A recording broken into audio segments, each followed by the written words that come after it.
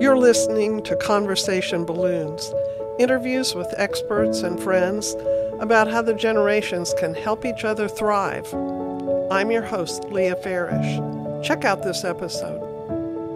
Hello, I have been looking forward to this conversation. We have with us Ruchi Koval. Ruchi is a certified parenting coach, motivational speaker, author, and mother of 7. She's the co-founder and associate director of Congregation, JFX, an innovative synagogue community in Cleveland, Ohio. She's been a Jewish educator for 2 decades, working around the world. Welcome to Conversation Balloons, Ruchi. Thank you. Thank you so much for having me here. Ruchi is also author of the book Soul Construction, and today we will be talking about some of the principles in soul construction and how we can all use them in parenting and relationships. Now, you are a devotee of a Jewish tradition called Mussar, and that's where these principles come from that are featured in soul construction. What is Mussar, and how do you think Jews and non-Jews, and what is it, and do you think Jews and non-Jews alike can benefit from it? So yeah, it's interesting you ask that. My first book, and Soul Construction is actually my second book. My first book is called Conversations with God, and it's a Jewish prayer book. So that book I published actually with a Jewish publishing company, and it was distributed to Jewish bookstores, and it was very niche marketed to Jewish communities. However, when I published this book on Mussar, I specifically wanted to widen my reach, particularly because I felt that there was such a tremendous value to everyone. One certainly did not have to be Jewish. One did not even, in theory, have to believe in God in order to benefit from the wisdom that's here. And so let me actually back up and say, what is it? So Mussar, in short, is the belief that a focus on one's character traits, and particularly on a lifelong process of refining one's character traits, can be a hugely beneficial process for self-development and transformation, as well as a primary path to develop spirituality. So what that means is that Mussar is going to look like studying about character traits such as honesty, patience, kindness, acceptance, generosity, using one's speech positively, forgiveness. Some of these are chapters in the book. Developing self-awareness about which of those character traits are strengths or weaknesses for any particular individual. And then embarking on a path of studying about them for the purpose of transformation, self-correction, self-refinement, self-development, knowing that this is a lifelong process. Mm-hmm. Good. I was intrigued by your observing that character traits are actually neutral. It's not necessarily that these things can in the extreme be problems in people's personality and in their relationships. Right. So that's something that, is somewhat novel for people. In fact, that was one of the things that my publisher asked me to explain more in my book. Like I said somewhere that, every character trait is inherently neutral, and my editor rather, and she flagged it. And she's like, you need to explain more about this to people. That sounds intuitive to you, but that doesn't sound intuitive to just anyone. So I think one of the simplest examples to understand is honesty, right? We have an expression in English called brutally honest, where if you're too honest, it's actually cruel. And, on the other hand, we know that not being honest enough is a problem as well. So this dynamic applies to every single character trait across the board, pretty much, that too much of a good thing is not a good thing, and that every character trait has its time and place. Interesting. I can see that, like generosity or acceptance, you could, have a problem with boundaries at some point. Exactly. And this comes up in parenting all the time. You can be, again, we have this expression, generous to a fault, where we can become enablers of our kids' bad behavior. If we love too much, give too much, overlook too much, forgive too much. On the other hand, it's equally damaging parenting to love too little, give too little, support too little, Oh, yeah. right? So that's actually the rub of every parenting dilemma ever invented. So true. Is trying to understand when to give, when to support, when to love, when to help, when to retract, withhold, stay out, give your child space to step up and develop on their own. So that's Yeah. the balance of parenting right there.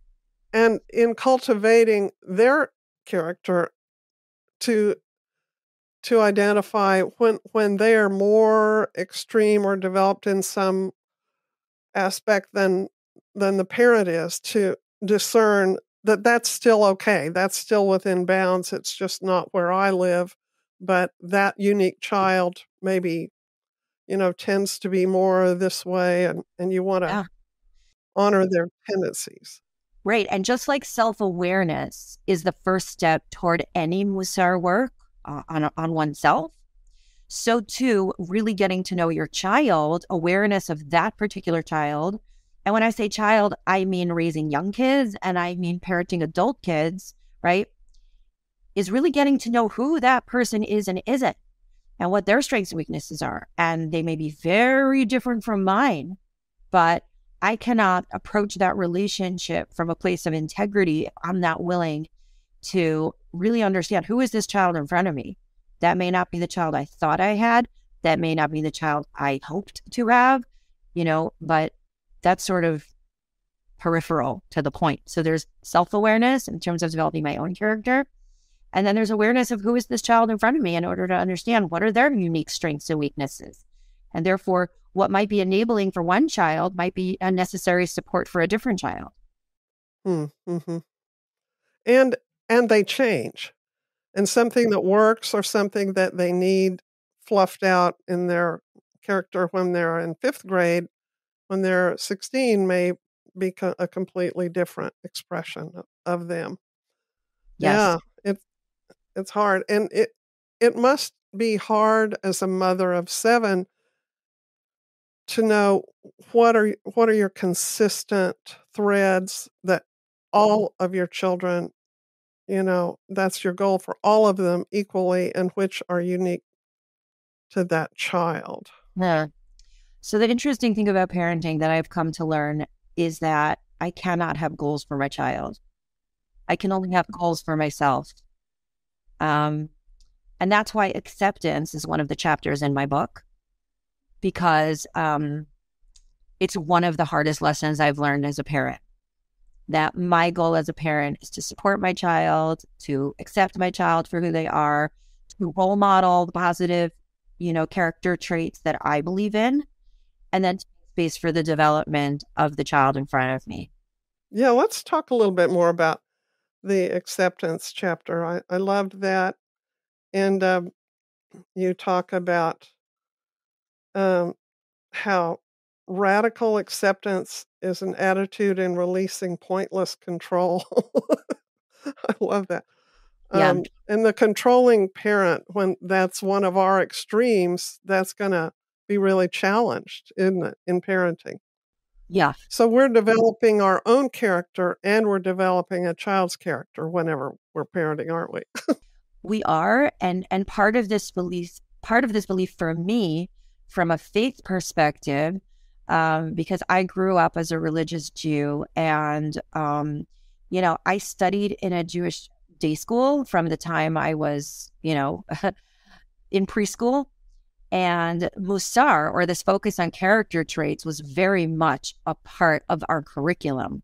So, this stuff has been in my mother's milk, so to speak. And so one of the things that I truly believe in the core of my being is that God gives us the children that we need, who are going to push the buttons that we need pushed in order to specifically reveal our weaknesses and force us to confront them and work on them. In fact, I'll just read you one quote from my chapter on acceptance. The people in our lives, with all their strengths and weaknesses, with all their challenges and blessings, are given specifically to us by a loving God. So I believe that it's not, happenstance. It's not like, oh, we're developing our kids' character and also we're developing our own character. Like, these are two subjects in a curriculum. They're not, that the children who are in front of me, I'll just be honest with you. I did not know that I had anger issues until I became a mother. And then I discovered that I do. I became a mother 28 years ago. And guess what?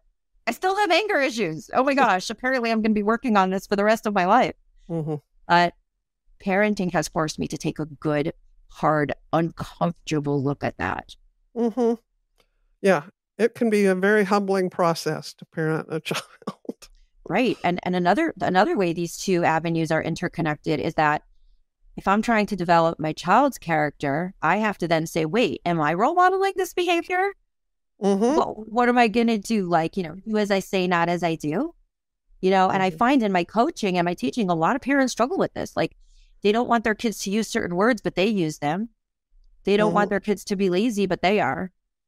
So it forces you to look at what does it mean to be a role model? Because at some point, your kids stop listening to what you say and they just start paying attention to what you do. Mm-hmm. Yeah, I was looking at Psalm 34 last night, and it says, "Come, my children, listen to me, and I will teach you God's precepts." Yes. And I thought, what jumped out to me was this 3 steps. Come, and so you have to welcome your kids into your life and your heart and your processes, and starting with even being willing to have children. Right. And accepting. Which, by the way, a lot of younger people are not interested in doing. That's right. Really accepting children into your life, and then listen to me, teaching them to be attentive, teaching them to be empathetic, respectful, so that they can listen, to learn to control themselves enough to listen to somebody else. And then you can get into teaching the precepts, and, the child can learn lessons, and you can talk about those concepts in your scriptures and everything. But those other 2 steps come first. Yeah. Yeah. And what's interesting too is, I grew up with Hebrew as my second language. And in the Jewish tradition, Hebrew has a lot to teach us about the reality of a concept. So parents in Hebrew are horim. And it is related to the Hebrew word hora'ah, which means to teach. So if you want to know what is the essence of the job of a parent, it is to be a teacher. Mm-hmm. It is to be a teacher of values, and when you're a teacher, you can't take more responsibility for your student than your student is willing to take for themselves. They say in therapy, the therapist can't care more about the client than the client cares about the client. So as a parent, if we look at our main goal as a teacher, right? And the verse that you just quoted, come my children, listen to me, the wisdom of God I will teach you.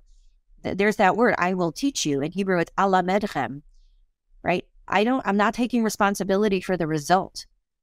And that's a big part of the acceptance chapter, which is that my job is to be the best teacher that I can be, the best role model that I can be, a leader in my family, and then ultimately to recognize that where that goes is not in my hands. It's actually quite arrogant, and at the end of every chapter, I discuss what are the obstacles to reaching that character trait, and one of the obstacles is very often arrogance, and this is one of the things I talk about, obstacles to acceptance. And one of them is arrogance. Arrogance meaning I want what I teach to be accepted and lived by you, Mm-hmm. That's not acceptance. That's actually arrogance. And so, as a parent, we have to put out that goodness into the world, and, wherever it goes, it goes. And, some of my children are living their life in exactly the way I had envisioned, and some are not. And I have learned to delight in the differentness of my children, which is not something that has come naturally to me. I had to work very hard on acceptance. And that's why it was an important chapter for me to include in my book. It certainly makes you much more open-minded and widens your heart Yes. to different kinds of people. Let's talk too about generosity. This isn't about parenting so much, but I loved your suggestion in one of your podcasts or teachings that you tithe your time, like tithe your friend time to someone who can't really pay you back with that, someone who you would not ordinarily spend time with. I thought that was precious, and that's a humble thing to do, and it's also an act of acceptance to spend time with somebody that you wouldn't usually choose to do that with. You talk about the fact that we're born innately selfish, and that we have to be, a toddler's favorite words are mine and no. And how did you, with your children, get your kids from that infantile state to being generous themselves? Well, I like how you're assuming they are. Thank you for that. No, thank God. Thank God they very much are. And I will say, in response to your question, that although our children often don't turn out quite how we had envisioned, I find that the values or the character traits, it's just kind of another word for it, that we really, prioritize and role model in our families, the kids really do catch that.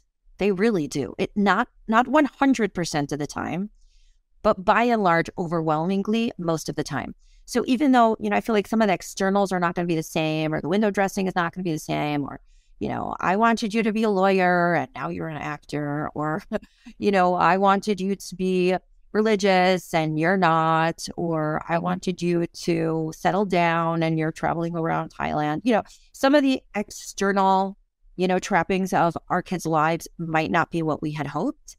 But if we look carefully, I think we'll discover that the character traits that were the most important to us are often there. They may just be showing up in different ways. So generosity is something, first of all, you have to talk about it. We really talked a lot about character traits when the kids were little. And they also went to these Jewish day schools where character traits were a part and parcel of the curriculum.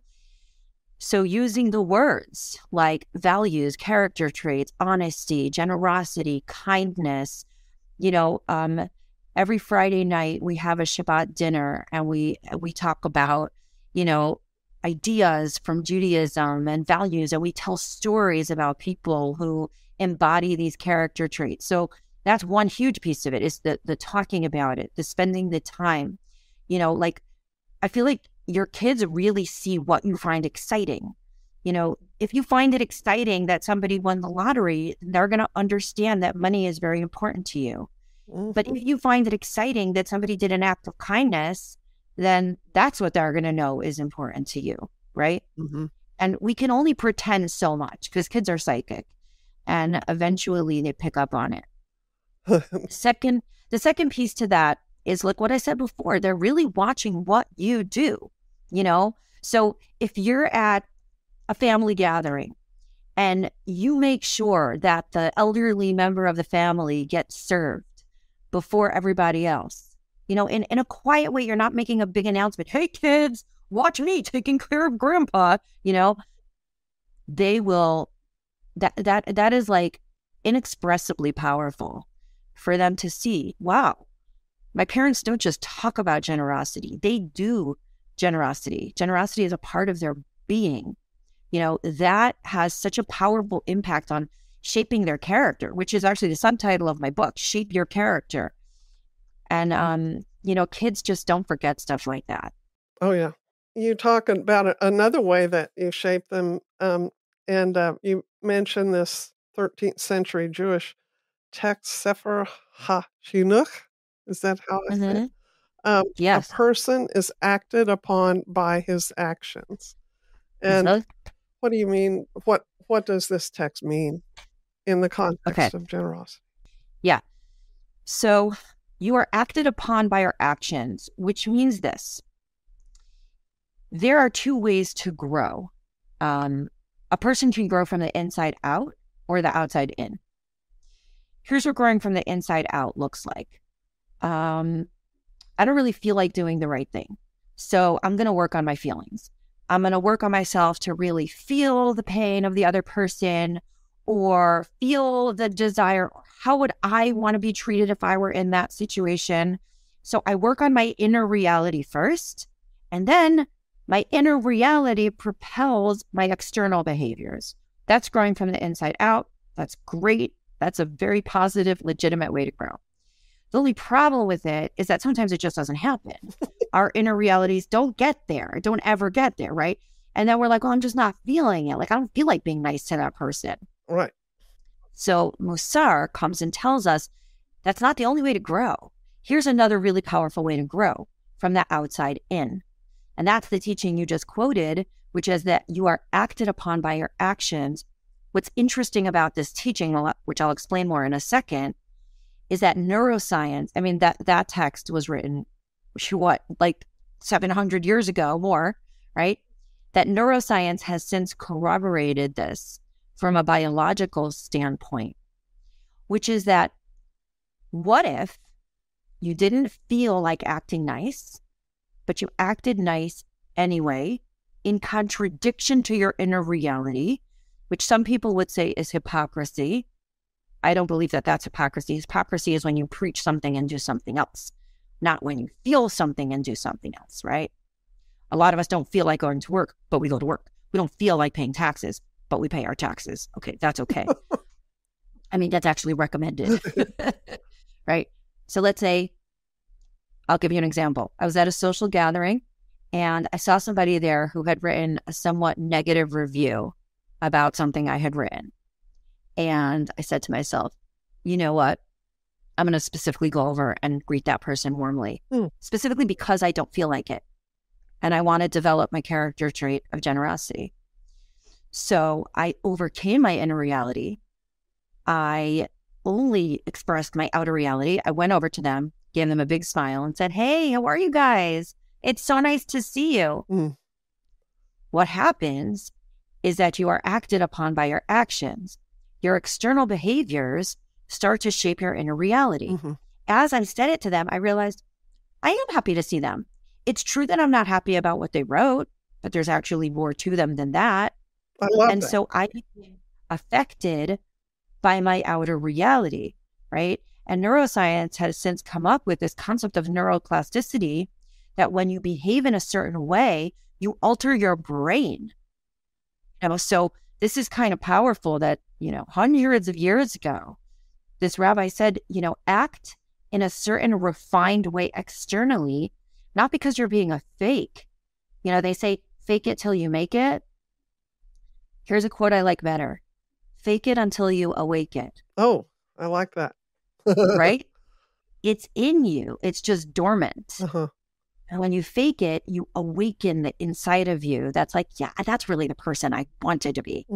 I don't want to be a grudge-carrying, bitter person because someone said something about me. I want to be bigger than that. So your actions affect who you are. That's so rich and important. And with children, you sometimes then would pretty much enforce an action on them to do something that they don't feel like doing. That's right. So go over and, greet our visitor or ask to be excused from the table. Don't just run away from the table when or you're going to brush your teeth now. You don't feel like it, but that's what you do. And do your homework, though you don't feel like it. And maybe you will come to appreciate what you're studying. I loved it where one place you said one child doesn't like math yet. Right. To be honest, they may never like Yeah, it. But we just like to keep that door that's open, right. Keep the just door in open. case. Yeah. No, and I think it is a very powerful message in parenting, when you tell your kid, look, I think you should invite this girl to your birthday party. And she goes, but I don't want to, Mhm. and I'm like, that's okay. You don't have to want to.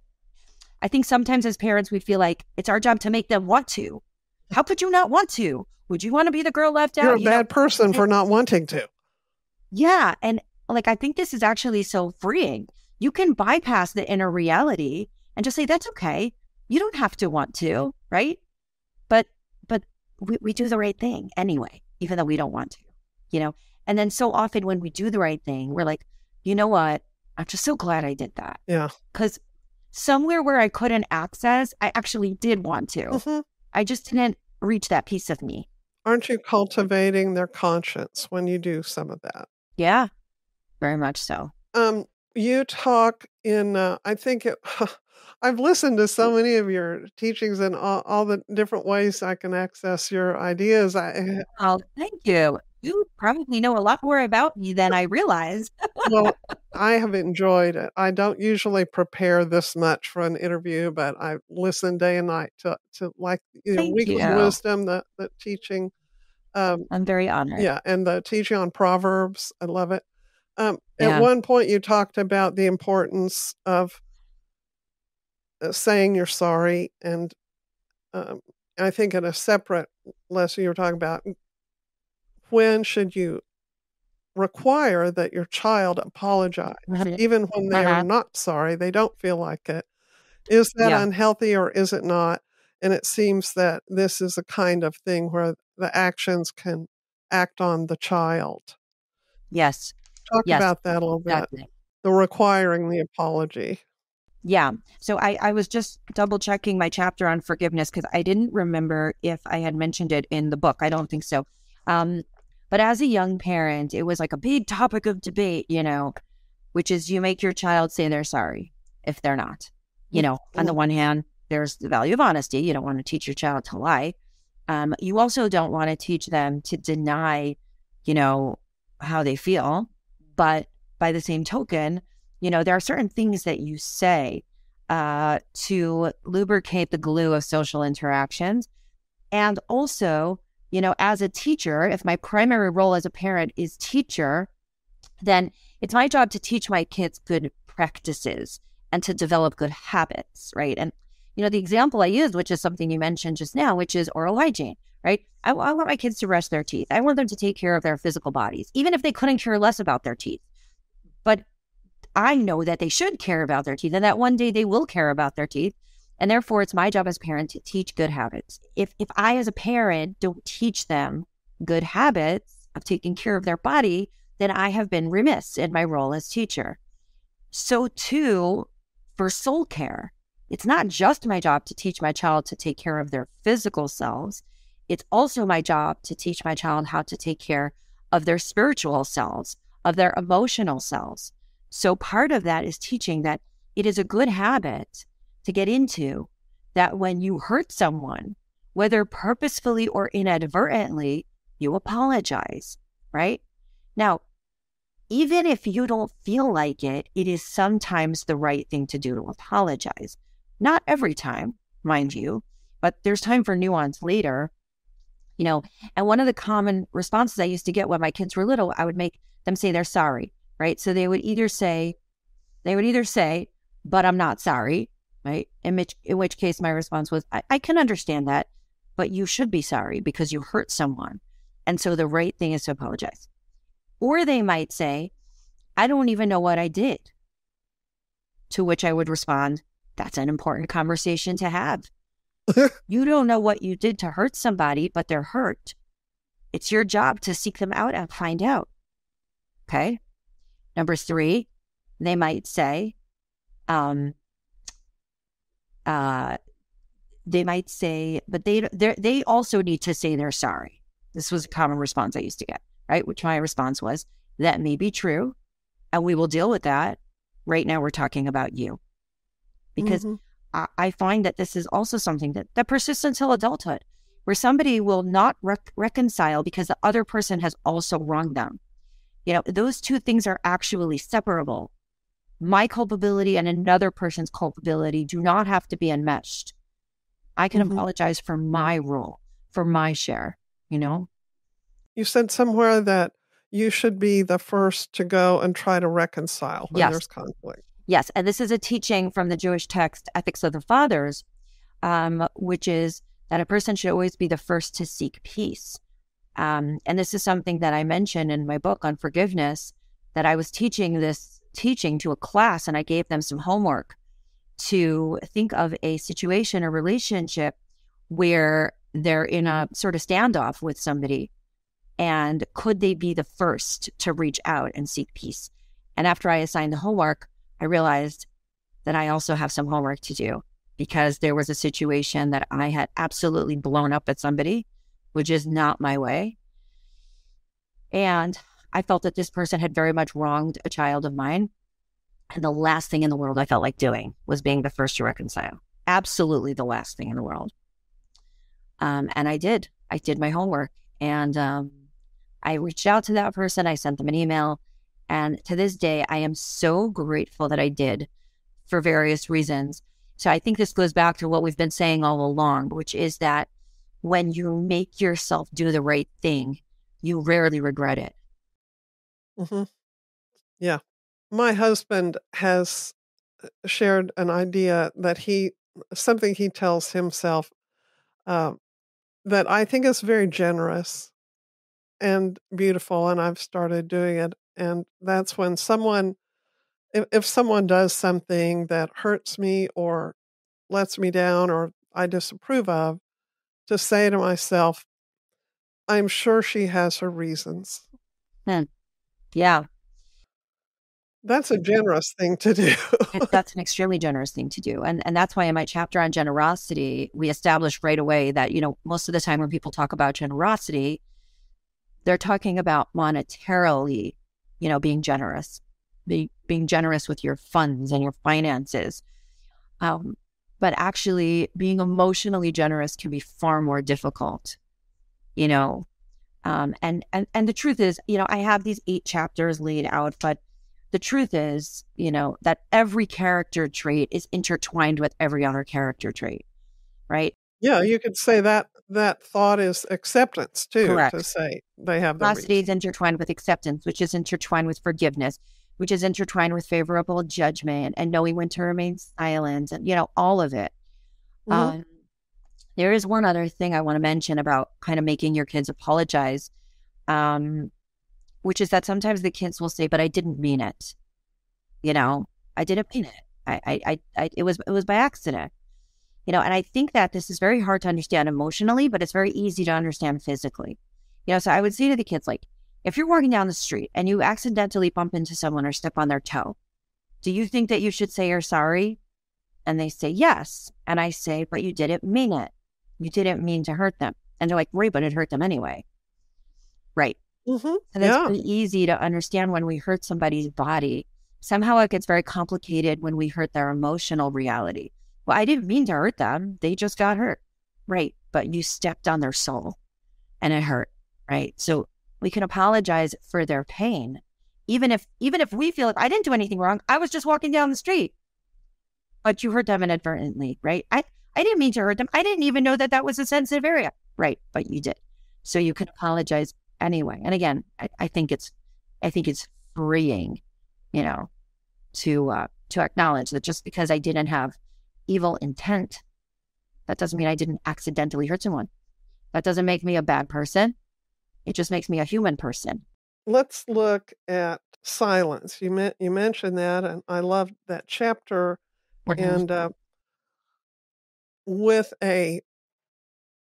I certainly understand how it's important in raising a teenager. I have a friend who said, when I have to go and talk to my teenager about something important and hard, I take a banana and I go in and I raise the subject. And every time they say something that makes me want to say something back, I take a bite of banana. It forces me to keep listening and not fly off the handle. Right. And but with younger kids, teaching them the value of silence and practicing it with anybody under 14 or 15, is there any application of this chapter to raising younger kids? Yeah, absolutely. I think sometimes we get over involved with our parenting and we teach too much, particularly when kids are little and it's not even like they're just being age appropriate, like what do little kids do? They run, they scream, they jump, and I think it's almost like a knee jerk that young parents feel like they have to, especially if other people are watching and they want to be considered good parents, that they have to say, honey, don't jump, honey, don't scream, honey, don't do that, honey, use your words, But, if that's just age appropriate behavior, you're not teaching them a value, right? Of course, you want them to learn respect, but I think a lot of it is that we just have to let kids be kids, and we can't always jump down their throat on everything. And I'm absolutely speaking to myself because I'm guilty of this. 100% I'm guilty of this. And I think, obviously there are some parents who need to learn to say more, and there are some parents who need to learn to say less. Because they're over-parenting. And what happens is the kids start to tune them out. They don't even listen anymore. And when we say things over and over again, we also teach our kids that they don't actually have to listen to us the first time, because we're just going to say it another time and another time and another time. And when we really mean it, we'll let them know, so be like, come clean up the toys. I said, come clean up the toys. I said, come clean up the toys. Right. So what do the kids learn? The first 10 times don't really matter, And so I think in general, the less you say, the more they hear. I love it. Let me just grab onto that situation right there. What did you do, and what do you coach parents to do when they don't get obedience the first time? So this is actually a big deal, and I think a lot of it is parental laziness. But let's say I say to my kid, it's time to clean up the toys, right? And they don't listen. You need to get up. You need to go over to where your child is. You need to look them in the eye. You need to not repeat yourself. And you need to say, sweetheart, did you hear what I just said? And then they can either say yes or no. If they say yes, I did hear you. Okay, what did I say? You said I should pick up the toys. Stay quiet. The onus is on them. Now they have to stew in their juices, right? And if they say, no, I didn't hear you, then you have learned that when you yell to them in the other room from your perch on the couch, they will not hear you. So you need to get up, or you could do what my daughter does, which is text me from the other room. And you need to say, I have something to tell you. You wait for eye contact, and you actually say it meaningfully, as opposed to just throwing stuff out there and waiting to see what sticks. So it does require more effort on our part. But not repeating yourself is very significant, because it teaches your kids that your words have import and that your expectation is that they're listening. And as the kids get older, what you start to learn is that there are certain things you're saying that are just not working, or they're just counterproductive. And so you need to stop saying those things. And you need to, sometimes it's just almost like a verbal tick. You just keep saying it. I don't like your friend. Well, why are you saying that? What purpose is that going to accomplish? You're just saying it because you need to discharge it? Then get a therapist. Your child is not your therapist. Yeah, and I think this is what I was saying, that parenting brings up a lot of issues that we didn't know we had. And your kid is not your sounding board. Your kid is not your punching bag. Yeah, your kid is not there to solve your problems. No. Or to manifest your insecurities, or to live your unlived life, or to be your trophy, or any of this stuff. Well, and one thing I like about what you're saying with getting the child to obey is you're teaching them that there's a limit to how valuable their words are when their actions aren't right. Yes. It's really, when you've told them to do something, it's not time for words. It's time for those actions. It's time for the obedient action. And I've seen parents just talk something to death with a little one and let them, let the child talk it to death too. Yeah. And meanwhile, the obedience isn't happening. Yeah. I mean, in general, I feel like when you have to tell a child that they're doing something wrong, like 2 sentences is your maximum. Uh-huh. Otherwise, it's like, Charlie Brown with the, wah, wah, wah, wah, wah, wah, wah. They totally tune you out, and they're, Uh-huh. say 1 to 2 sentences, you zip your lid, you give them space to think, to feel, to squirm, to respond. And also the idea of silence comes in with not micromanaging and helicoptering over every little thing they're trying to do and learn how to do, to make their bed or cut up apples or whatever. Sometimes it can get really suffocating to have a parent constantly say, no, not like so, no, do it hard, no, put it there, don't, I can't learn in that environment. I have to have some instructions, but not endless instructions. Yeah, and I think this is something I really learned from growing up in a large family. I come from 7 kids, and my dad passed when I was very little. My mother remarried when I was 7 years old. And my mother was actually in social work school as we were growing up.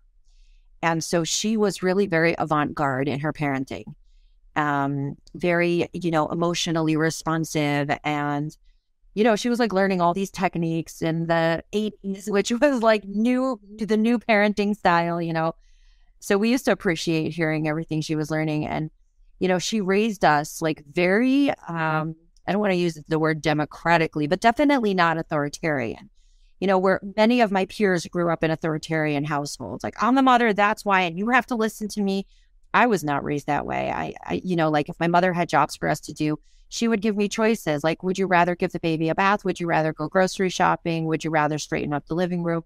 And so I've really tried to replicate a lot of that in my parenting.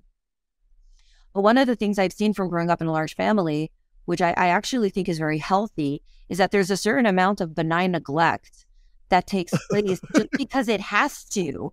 You cannot micromanage 7 kids. You will crash and burn.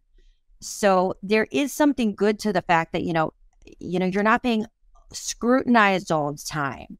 It's not just on 1 or 2 kids to give their parents all the contentment and all of the pride and joy.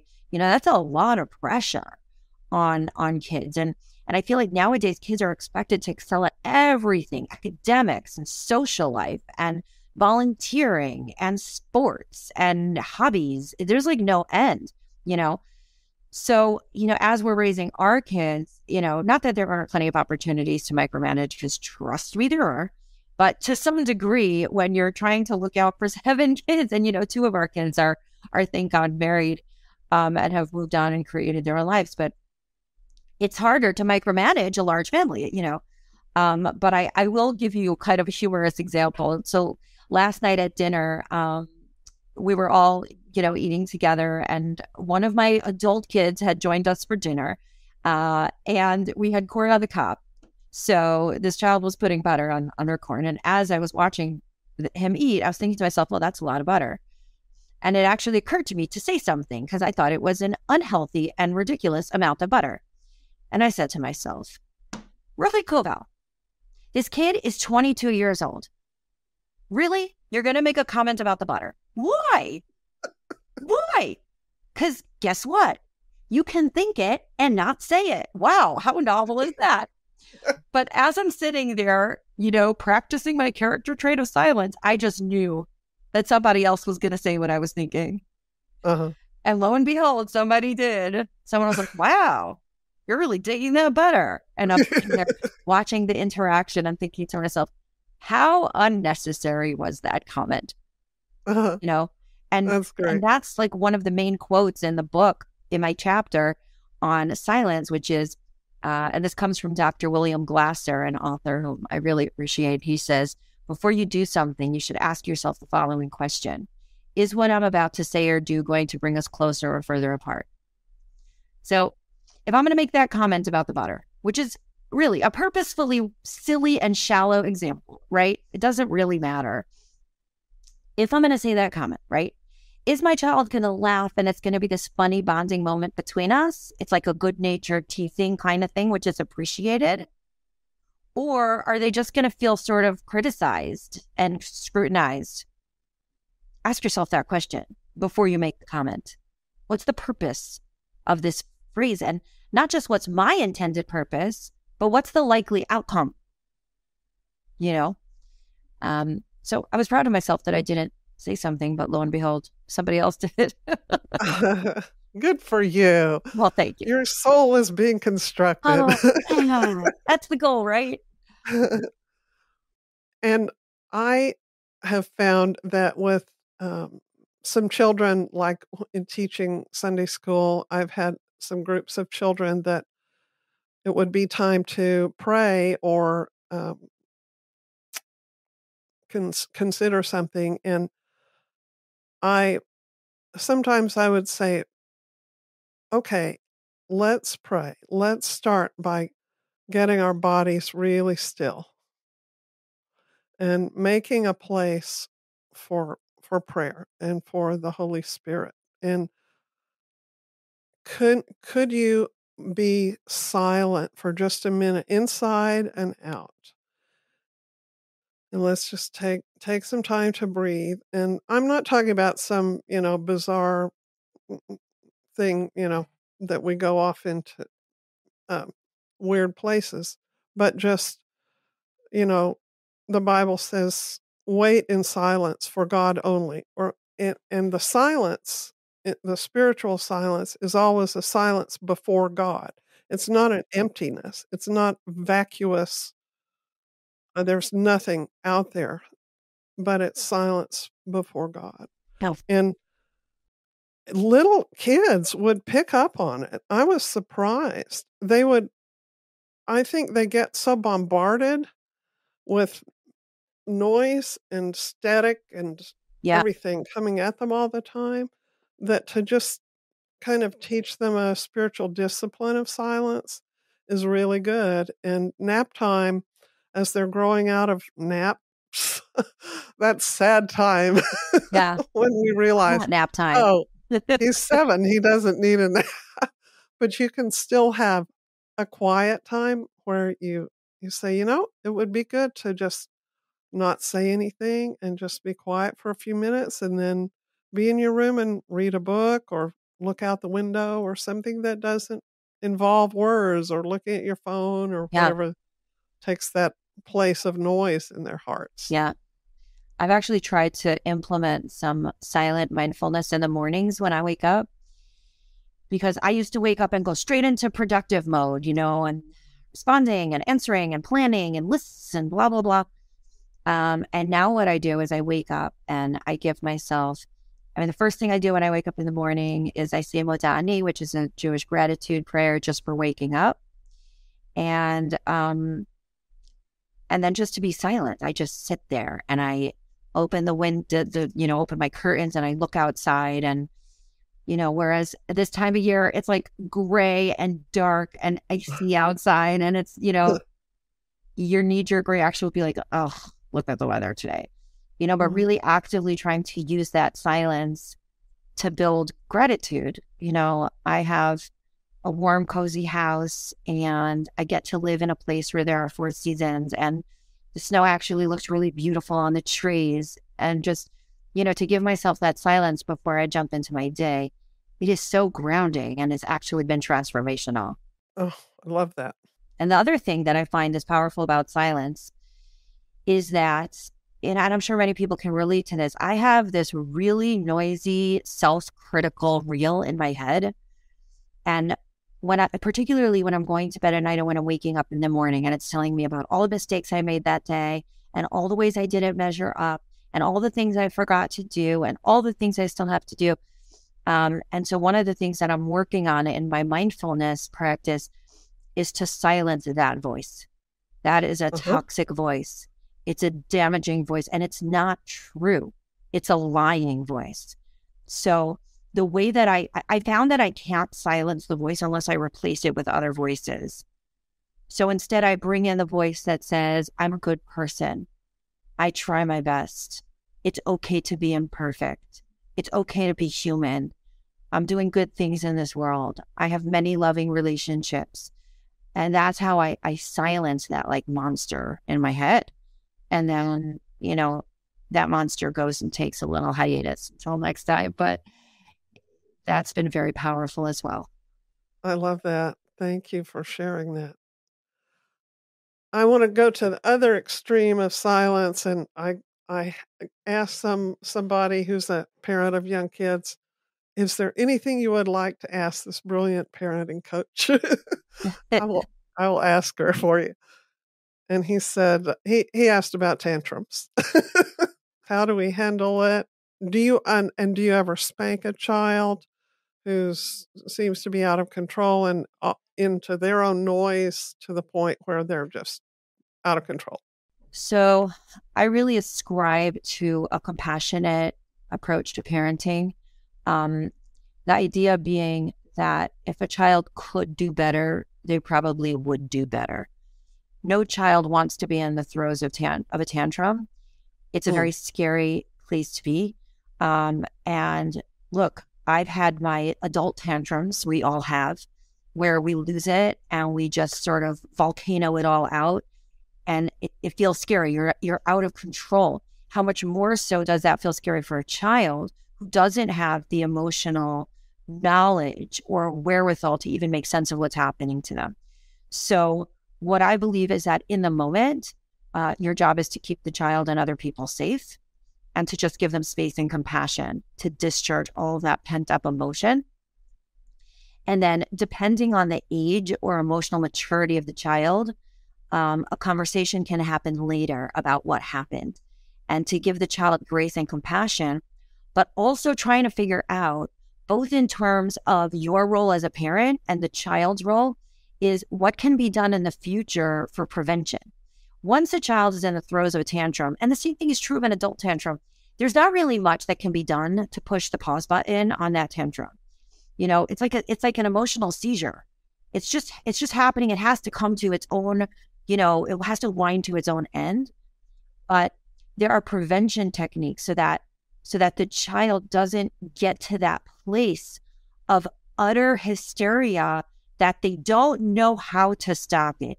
And I find that if we're practicing compassionate parenting and we're really looking at our child, again, now from a place of control, this is embarrassing. This can't happen. My child is out of control. I'm a bad parent. This doesn't happen to anybody else, just me, right? Those are all very damaging and untrue messages. But to say, this happens sometimes when people are on overload, what can I do, to make sure that I'm preventing this? I think, just speaking from the perspective, I have two neurodiverse children, one of whom has ADHD. And what I have found is that I wasn't really understanding his emotional limits because I was considering my emotional limits. And this child's brain is wired differently from my brain. And whereas I can handle certain stimuli, this child actually cannot. And I think sometimes as parents, we tell ourselves, yes, they can, they just don't want to. I believe that that's rarely true. And so sometimes we have to say, you know what?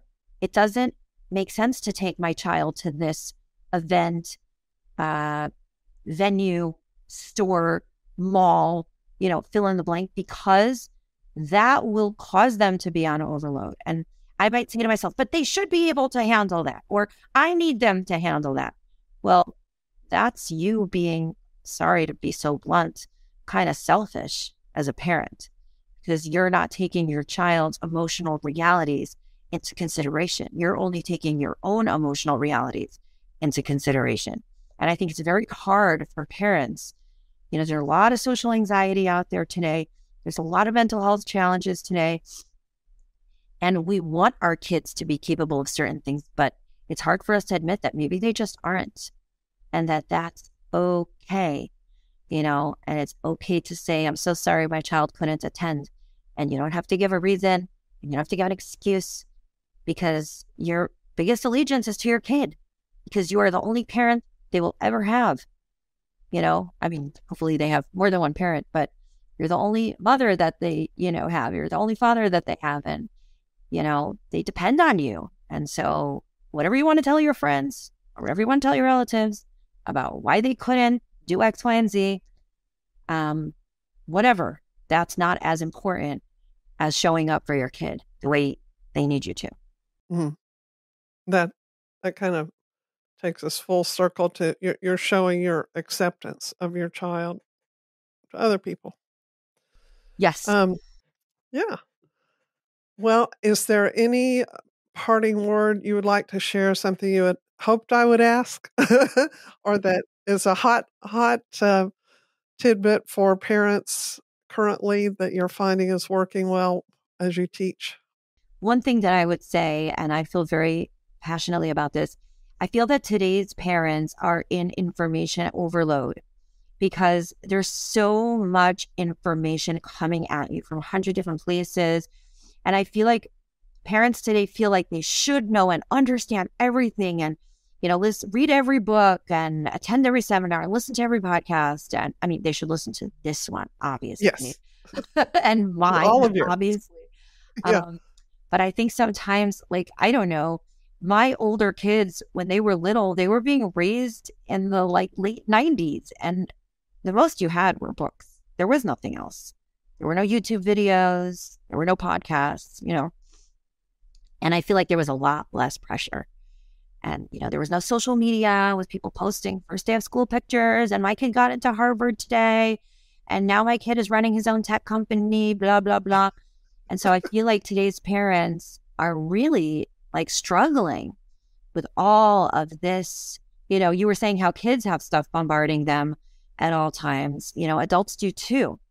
And so what I want to tell today's parents, whether they're young parents or whether they're in their 50s or 60s and parenting adult kids, is, just give yourself grace. Parenting is by far the hardest job you will ever do, because there is no finish line. There's no graduation. There's no award ceremony, and it's just like, if you are trying to work on yourself and to show up for your kids and to be a good person and to be humble in the journey and to listen to what they're telling you and to apologize when you've messed up, that's good enough. And that's really my primary message that I want to leave people with. What a great one. I love it. Thank you. Ruchi, where can people find you? Thanks for asking. So my podcasts, wherever you get your podcasts, just search my name, Ruchi Koval. My 2 books, Conversations with God and Soul Construction, are both on Amazon. Soul Construction is also available as an ebook and an audiobook read by me. So if you like the sound of my voice, you might appreciate that. I am on Instagram and I am on Facebook, but Facebook doesn't let me have more than 5,000 friends. So you're better off on Instagram. Okay. I have a blog. It's called outoftheorthobox.com. And that's where you can find me. Wonderful. Well, thank you for your time today. I would love to have you back sometime and pick your brain about all kinds of other things, because I have a sense that you're a font of wisdom. So we appreciate it. And everyone, come back next time, rate and review and subscribe to Conversation Balloons. Bye-bye. Thanks for listening to Conversation Balloons. Look for more episodes and information at leahfarish.com. That's LEAHFARISH.com. And follow me on Facebook and Instagram.